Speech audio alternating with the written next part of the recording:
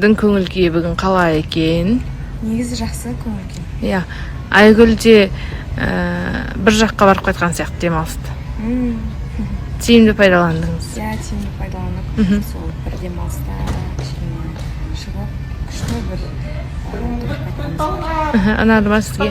Иә, ұнады. Ортада бүгін танысықты толығырақ білетін боламыз. Қайда барды?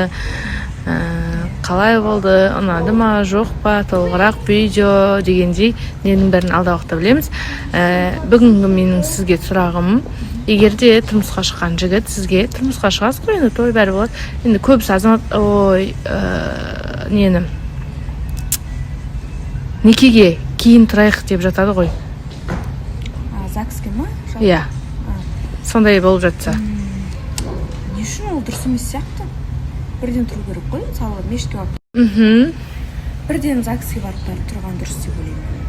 Мысалсын, бекасар болды, и сразу мешітке барып тұрасың, и ЗАГСке. Заңды түрде тұру керек қой. Иә.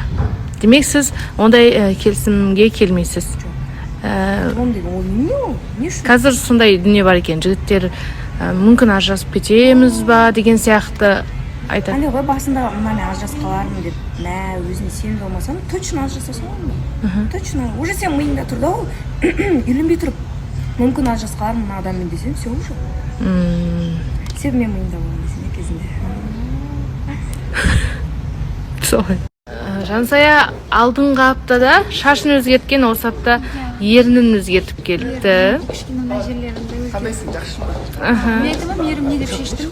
Енді естественно красота болып деп жүрдім ғой. Жақсы қыз болдым, бәрін сыйлап, не істеп, оказывается, бәрі жақпайды екенсің, бәрі нормально келмеді. Бәрі кім жаман, мен жаман, сол үшін жаман қыз, енді жаман қыз болдыңыз.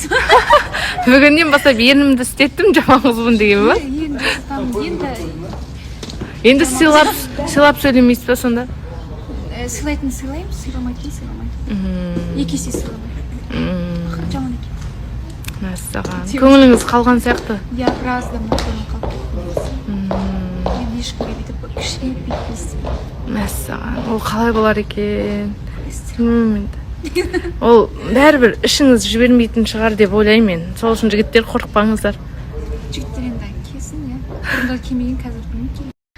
Сол Жансая қазіргі жігіт пен қыздар үйленгеннен кейін ЗАГСке, некеге біраз уақыт өткеннен кейін тұрайық деген бір-біріне солай шешім қабылдап жатады екен. Егер сізге солай айтып жатса? Мен заранее тұрамын. Үйіне босағасын аттамай жатып, бірінші заңды некеге тұрамын. И банағы мұсылмандық неке, сосын босағасын аттаймын. Чтобы сізді босаға аттап қойғаннан кейін ол жігітте шанс болмайтындай ма? Иә, бәрін заранее.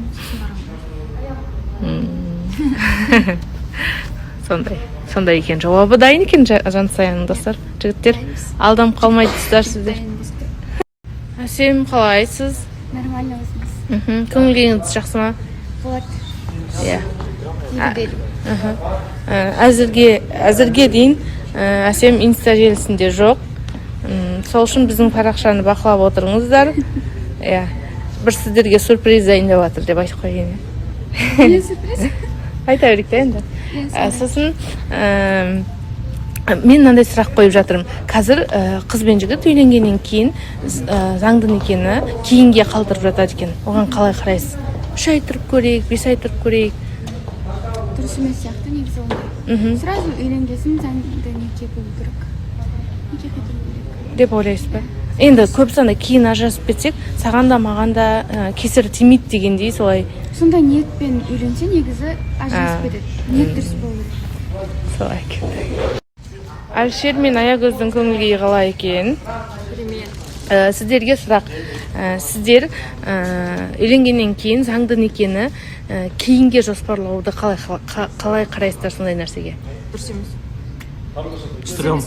Стрём или норм деген сияқты болды. Көп жастар солай істейді.